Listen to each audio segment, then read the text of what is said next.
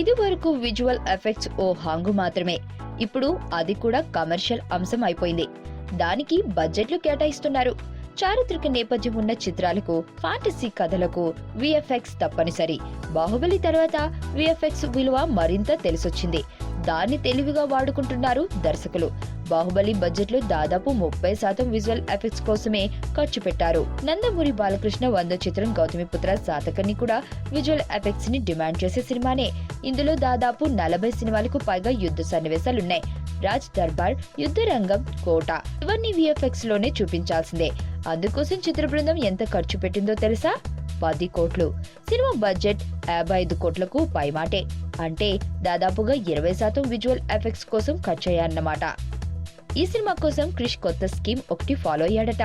సన్నివేశాన్ని 90% లైవ్ లోనే తీసి మిగిలిన 10%కి మాత్రమే విఎఫ్ఎక్స్ వాడుతున్నాడట. ప్రతి సీన్ లైవ్ లో తీసినదే, బ్లూ మెటల్ వాడలేదు. అయితే ఆ సీన్ ని విజువల్ ఎఫెక్ట్స్ నిపుణులు మరింత గ్రాంజియర్ గా చూపిస్తున్నారన్నమాట. ఈ విధానం వల్ల ఖర్చు బాగా కలిసొచ్చిందని తెలుస్తుంది. విఎఫ్ఎక్స్ లో తీయాల్సిన సన్నివేశాన్ని కూడా లైవ్ లో తీయడానికి క్రిష్ ప్రయత్నించాడట.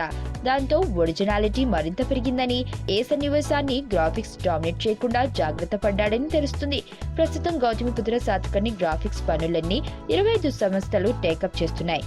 ఒక్కొక్క టీమ్ కి కొన్ని సన్నివేశాన్ని పంచారన్నమాట. డిసెంబర్ తొలి వారంలో గ్రాఫిక్స్ వర్క్ పూర్తవుతుందని తెలుస్తుంది.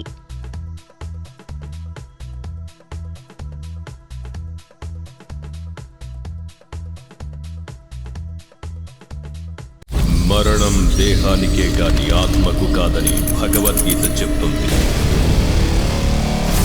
మనిషి బరువెంతున్న మరణానంతరం 21 గ్రాములు తగ్గుతుందని సైన్స్ చెబుతుంది.